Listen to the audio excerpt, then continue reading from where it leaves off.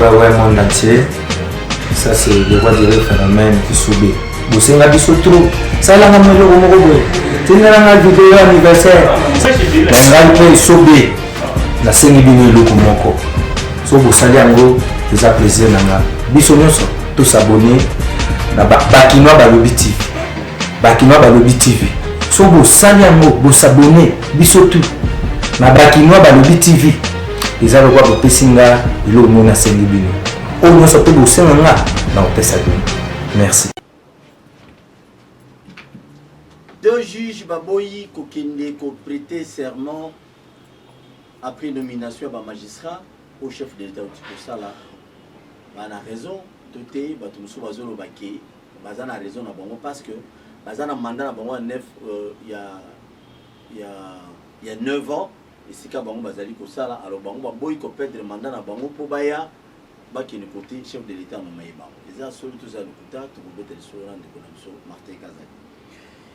Yami balé pour na nini absence ya premier ministre na président de l'Assemblée nationale Baboyi ko kini. La prestation serment pour le magistrat va ça qui dernièrement devant chef de l'État. Qu'est-ce qu'il va? Ndeko Martin Kazali. Ah, bien de ko porte soi. Boni Vital Cameron. Bon, on l'a peut-être comme ça bien. Ça n'est bien, et d'ailleurs, constitutionnel. Est-ce que vous assurez qu'il y a obtenu gain de cause? Et d'ailleurs, que dépend de la montée, ça dépend de la justice.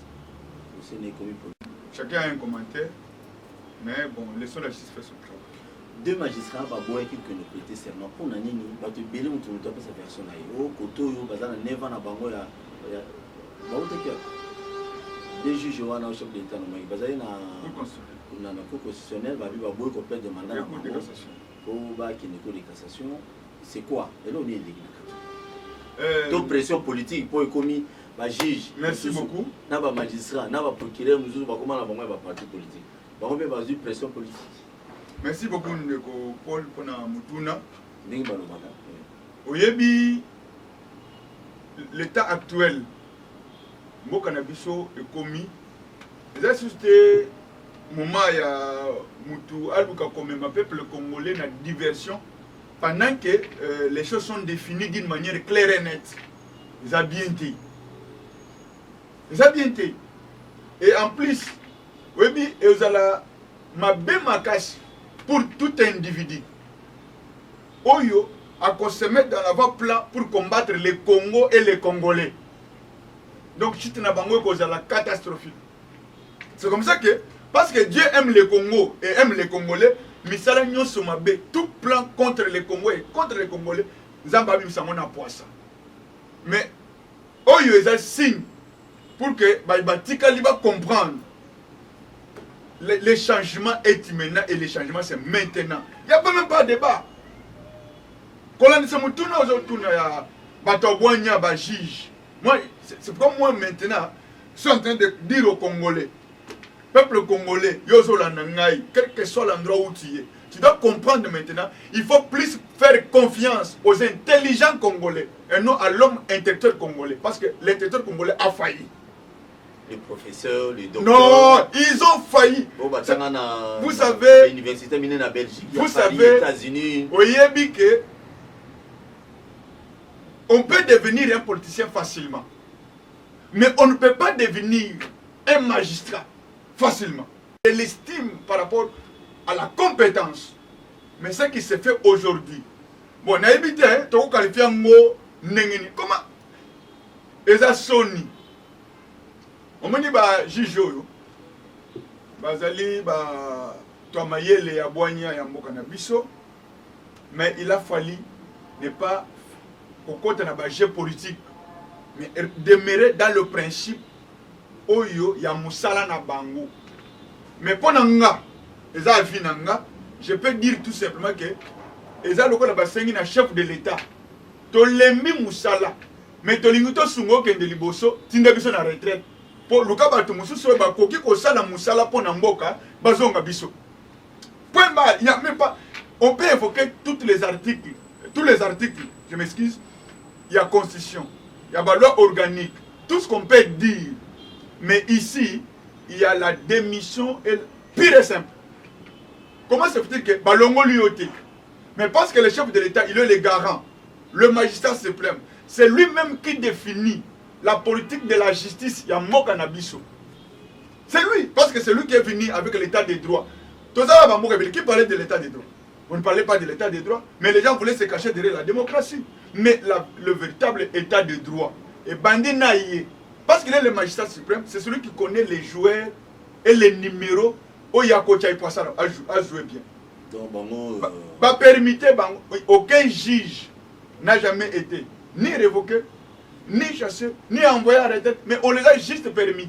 Alors, on a la Cour constitutionnelle, la Cour de cassation, là où le président a trouvé qu'il est utile et compétent pour servir les Congolais. Mais, parce qu'ils avaient été placés dans Isikawana aujourd'hui, nous les comprenons, pour servir un homme, un groupe d'individus. Ces juges-là se comportent de la sorte comme des politiciens. Pendant que les éléments qu'il faut évoquer dans l'État, même pour le respect, il y a institution président de la République. Pour le respect. Pour le respect, il y a institution président de la République. Mais les juges là pouvaient avoir les regards envers le président de la République. Mais Oyo Bango Saliba comme Mukanda. C'est une exclusion. Bango Moko Basengé par chef de l'État, Bengana Bisso, Tinda Bisso na retraite, Moussa Nabisso et si. Donc, ils n'ont pas raison. Na Oyo Bango Basiko la décision Yakoboya. Mais ceci nous fait comprendre que ces juges ont été manipulés par un groupe d'individus qui a poussé à ces juges de se comporter comme des politiques pendant qu'eux ils sont apolitiques et ils sont appelés à gérer la chose publique et rendre la justice. C'est pourquoi on dit à révéler à coup, ils allaient dire et rendu au nom du chef de l'État. Est-ce que le président de la République démocratique du Congo, Félix Antoine Tshisekedi Tshilombo, est-ce qu'il a le pouvoir de révoquer Batouana Naninga? Est-ce que sanction vous là? Oui, mais il a été sanctionné? Oui. Par les chefs de l'État? Oui, mais il fallait remplacer mais il fallait Hollande conseil à magistrature et lobby. Parce qu'on allait révoquer.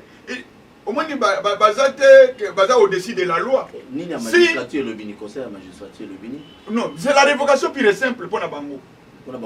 Oui, mais c'est l'insubordination à l'autorité de l'État. Oui, c'est pourquoi moi j'ai dit, ça ne sert à rien d'avoir l'intellectuel congolais.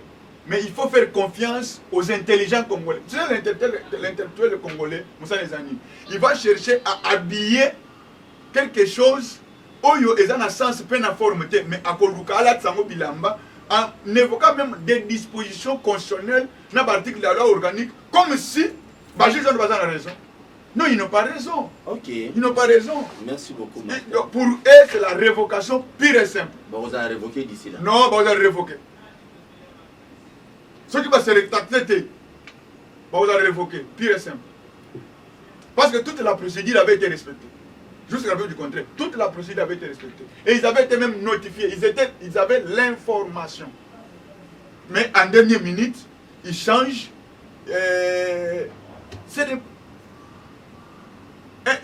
On peut devenir politicien facilement, mais on ne peut pas devenir magistrat facilement. Merci. Mabunda, président de l'Assemblée nationale, président du Sénat, Alexis Tambwe Mwamba, Premier ministre, Ilo Kamba, Batikala ko se retrouver te se présenter qui était dans la cérémonie de prestation de serment et magistrat. Mais moi je ne vois même pas la prestation il y a serment et magistrat. Mais Baza qui est invité? Non, invitation qui les avait invités. Tu vois, dans la plupart des cérémonies officielles, on va inviter Madame Mabunda. Pourquoi? Parce qu'elle est présidente de l'Assemblée nationale. C'est une autorité du pays. Même ceux qui ont invité, nous n'avons pas empêché à côté. Qui va empêcher les Congolais en amenant les discours? Il y a intellectuels congolais au lieu de faire confiance aux intelligents congolais. C'est le Premier ministre. Le magistrat prête seulement ceux qui n'ont pas à côté. Nous n'avons pas empêché. Et pourquoi on doit lui donner l'invitation? Pendant qu'il a les programmes. Ça veut dire que si tu vois quelqu'un dire que non, ils avaient été invités, ils ont refusé, ils veulent coller la politique. Namakambo est le cas qui a prestation de serment. S'il est intellectuel, il a sans conscience. Non, il est sans conscience. Ça veut dire quoi? La guerre aux hommes. Absence, non, il n'y a pas la guerre. L'absence, c'est Madame Mabunda. Na Premier ministre Ilo Kamba.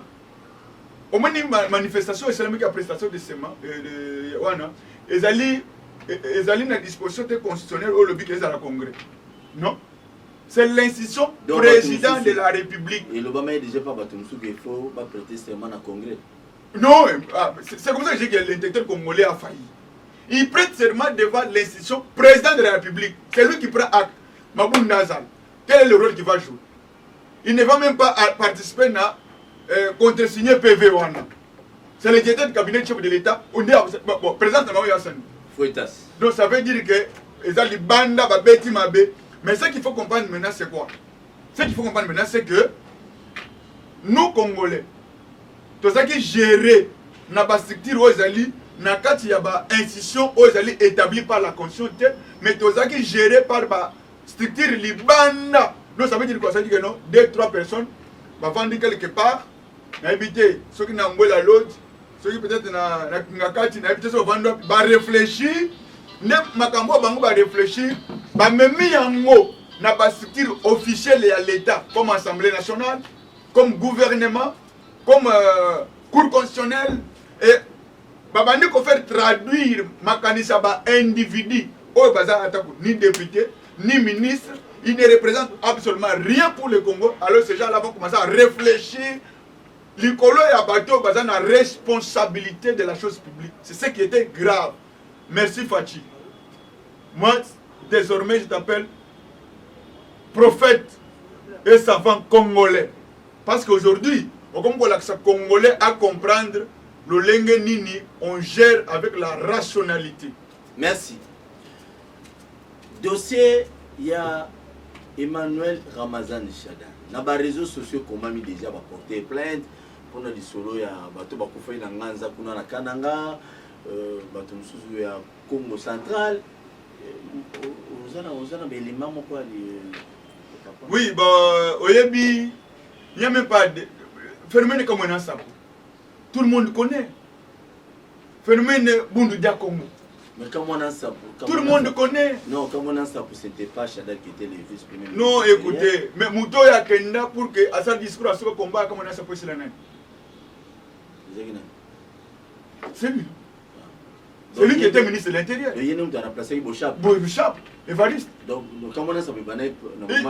Il paraîtrait même que Excellence Bochap avait été peut-être déplacé parce qu'il n'avait pas pu réussir à maîtriser la situation.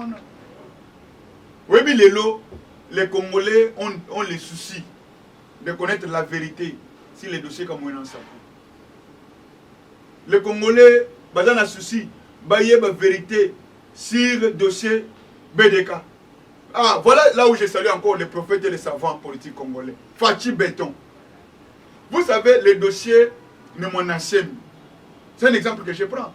Oui, mais c'était un grand dossier qui allait faire couler beaucoup de sang encore des Congolais. Mais regardez la sagesse et l'intelligence par lesquelles Fachi a mené ce dossier. Aujourd'hui, Nemonassem est revenu à la raison pour dire Félix est mon neveu et je les soutiens. Ni était la sagesse de ce prophète savant politique congolais, Félix Antoine Tshisekedi Tshilombo, le président de la République. Mais aujourd'hui, combien? Combien c'est là que nous demandons aux dirigeants congolais. Occuper un poste, ce n'est pas un cadeau qu'on t'offre, mais c'est une responsabilité qu'on te donne sur les Congos et sur les Congolais. Or, si c'est une responsabilité, la gestion doit être rationnelle. Tu dois gérer avec amour, tu dois gérer avec le cœur et non avec les sentiments. Ndenge tozoyoka te la porter plainte. Au moins ni plainte wana. Ezali mabete. Sinde ko Chada entre guillemets. Azana le kamuna dossier comme on a sapouté, ayebi mutuna makolo nango te. Et que justice babengiye. Lui va relater à kobete lisolo ya ba fait. Abote ngai j'étais ministre de l'Intérieur, makamwane ni pembe ni na musika. Na yebi yango te. Voilà. Est-ce qu'il y a a blanchi, a quitte. Mais ce qui a yebi likamu, là, il aura affaire à l'état de droit. Ce n'est ni acharnement, ni dictature, c'est un état de droit. Quand on dit la démocratie, sa force et sa beauté, c'est la justice. Quand on dit la justice, c'est ça aussi ce qui fait aussi ce qu'on appelle l'état de droit. Ce qui veut dire la justice au centre de tout. Merci. Stade de Martyrs, parti politique, moi on débat tout le gérer un autre le Babongo. Ils ont un quota au Wakabola ministère. Ils savent que Stade de Martyrs dans minute ils allaient partir à mon amboka Bologna. Bon en fait, mon amboka. Patrick Bologna. Il savait que Azaka on dirait Azaka Yango. Alors, bateau va gérer le Stade de Martyrs si quoi d'être sur la boue, bateau à quoi, bateau à parti politique mais niveau bateau gérer le Stade de Martyrs, il y a un qui n'est comment va responsable du stade. À l'obis c'est la mort, donc ça la musculation déjà va bilan monsieur Koufi. Parce qu'on est à Moko à FCC. Oui, il y a FCC. Je suis à FCC. Donc comme le Stade de Martyrs, nous tournons parce que pour le état des droits. Stade de Martyrs, ils allaient patrimoine national. National, oui. Stade Nakati ya salle où il y a ma caméra surveillance Stade de Martyrs. Climatisé les conflits, il y a moyen pareil, on a moyen fonctionner exact. Par rapport à la coalition, la coalition est bon, mais la coalition est bon matin. Pour la Stade de Martyrs, coalition FCC cache au talent. Parti politique ils ont géré. Stade de Martyrs, là batunaye, Lomoli, 50 personnes basées dans matricule, bayena batuna bango ya parti ba tchabang, basées dans matricule. Niveau de la coalition, comment poto apparemment. Bon, il faut savoir faire la part des choses. La coalition c'est bien parce que les prophètes et les savants politiques congolais, le président de la République Félix Antoine Tshisekedi Tshilombo, comme il a si bien dit, que nous sommes en coalition et qui ne voit pas comment est-ce que la coalition a Panzana. Mais il n'a pas besoin de faire du mal à quelqu'un. Mais le plus grand souci qu'il a, c'est que l'homme congolais a l'hommonité à Mabé à côté de l'État Malam. Tu sais, le sénateur Joseph Kabila, Mutuna ya suka, regrene ya suka, na Mutuna batunaka ya lobi, na sala nyonso. Mais il a quoi sala te, il a changer mentalité ya Zaïro comme ça en Congolais. Là, maintenant, il avait, à l'objet a échoué. Pourquoi? Parce que j'ai manqué 15 personnes qui pouvaient m'accompagner pour changer. C'est ça le problème. Mais pendant qu'il était entouré de grands professeurs, les grands professeurs n'habitaient pas, mais il y a une déclaration. Mais dans l'état actuel, Oyo, bande qu'on a besoin de baser ça dans le Stade de Martyrs. Baba que c'est le patrimoine national. Les Arabangote, Martyrs et Pesa Congolais Sengo. C'est ça même là qui fait même la beauté de Kinshasa. C'est le deuxième stade en Afrique. En Afrique. Mais c'est comporté dans le Lengewana. Les gens m'ont bien marqué. Parce que au bande qu'on a besoin de salle. Baba que quand je reste de Martyrs, ils allaient activité politique. Bon, au nom du parti, Bandeko. Si vous avez des éléments, saisissez la justice. Oui, il faut qu'il saisisse la justice. Parce que résoudre ces problèmes-là pour le moment. Parce que le ministre des Sports, le ministre des Sports a limité comme... Pourquoi il doit être limité? Parce que il y aura limité pourquoi? Il membre de ah, voilà. Voilà. Mais c'est là le faille. Mais dès lors qu'il est nommé ministre, il ne doit pas faire partie de son parti politique. C'est pourquoi l'IDPS, je l'ai dit souvent, que l'IDPS est le seul parti politique en RDC qui avait été préparé pour gérer. C'est vrai que la confusion est totale. On n'arrive pas à situer le vrai combat. Oui, mais que l'IDPS est même Moupepa Sika. Moupepa Sika. Tu sais quoi? C'est vrai que je l'ai dit tout au début, que nous avons été dirigés dans ces pays, dans la structure officielle. Donc, il y a un ministre, mais il y a un dirigeant. Quels sont les dossiers que tu vas signer, quels sont les dossiers que tu ne vas pas signer. Tu ne le fais pas par rapport à la compétence et la méritocratie, mais tu ne le fais pas la médiocrité d'un quelqu'un qui est à la maison. Merci ces gens de ministres, ils méritent la révocation. Big ou rouge, il faut essayer là-bas. Merci beaucoup. Bolandi Bisso, vous abonnez, Frétas, pour s'abonner et aller mon corps à contribution à la chaîne sur YouTube. Merci à Baïnion sur le magazine des amis évolués. Mais il y a un point que tu as quitté. Les années, rapidement. Oh, il y a logo Bandeko Bazoluka. Les 13 parlementaires. Oui, mais bon, papa, Bazar a même député, ils ont droit à Bango, ils ont problème. Oui, mais c'est là moi que je dis. Ce qui va comprendre qu'il y a lieu maintenant de revenir à la raison. Parce que quand on a député à la Mouka Bazali, député PFCC Bazali. Au lieu de avoir une structure informelle, de demeurer dans une structure formelle. Parce que la réforme est obligé à dialogue. Cette structure qui soutenir la réforme, c'est l'Assemblée nationale. Donc, Bango Bazakuna. Mais l'Assemblée nationale, maintenant, c'est comme ça que nous demandons. Non, à l'époque de Molumba, Mobutu avait l'Assemblée nationale. Quand les députés, à l'époque, ont compris que nous devons sauver le pays, c'est ce que nous demandé. C'est qu'ils avaient été élus dans le Parlement, il y a Mobutu. Mais Keba, c'est comme ça que... Non, il y a Mobutu, il a bien marqué, mais eux, ils ont un mot d'ordre de foot. Non, mais ils doivent se dépasser des mots d'ordre. C'est là que moi je demande que... Non, parce que... Là où moi je supplie. Je supplie Moïse Katumbi Tchapou. Tu aimes le Congo et le Congo t'aime. Jean-Pierre Mbemba, tu aimes le Congo t'aime. Mouzi Toufayoulou, vous aimez le Congo vous aime. Ce pays nous appartient tous. Les postes politiques, nous les avons par mandat. Togo Kosala ma rotation, Fachi accueilli, Mozito accueilli. Vous occupez ces postes-là, mais avec les seul objectifs, changeons le Congo parce que c'est notre patrimoine national. Vous en majorité, vous faites ça, Fachi. C'est clair. Soni et Koboma Batu, Soni et Bomaka. Soni et Bomaka. Merci beaucoup. C'est même un mot d'ordre, les choses vont changer. Togo changer la loi est belée parce que la loi est belée va voter dans le Parlement à ma B. Même voir sur les statuts des anciens présidents de la République.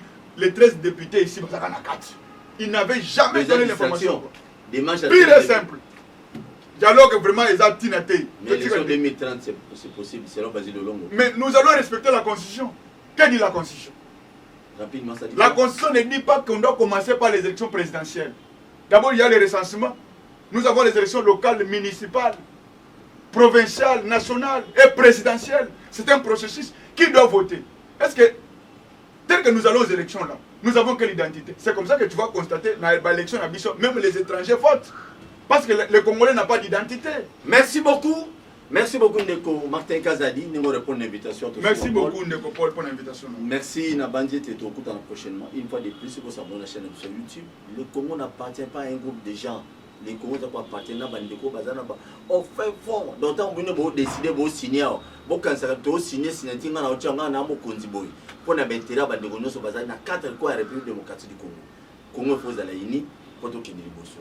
Gérance ya ba bien public donc biloko ya l'état ceux qui bino ba politique bozo gérer on a ndinga ba parti politique na bino Nzambe ya Kimbango ya Fumu Kimbango a bimelo na butu okosa olegi diarrhée et puis otiki moi sina bana yo parce que vous avez des fois na moment moko gérer ndenge na bino na minute au sali kana na moi Nzambe ya Fumu Kimbango a bimelo na butu. Donc on donne prochainement, merci. Ouais, mon entier. Ça, c'est le roi des phénomènes qui subit. Vous savez, la biso trop. Ça, là, on a mis le mot. C'est une vidéo anniversaire. On a subit. La scène est venue le Kumoko. So, vous savez, en gros, vous avez plaisir. Biso, tous s'abonner. Bakinois Balobi TV. Bakinois Balobi TV. So, vous savez, en gros, vous s'abonner. Biso tout. Na Bakinois Balobi TV. Les gens voient le Pessinga, ils ont mis un 5 bino. Au moins, ça peut vous servir. Non, merci.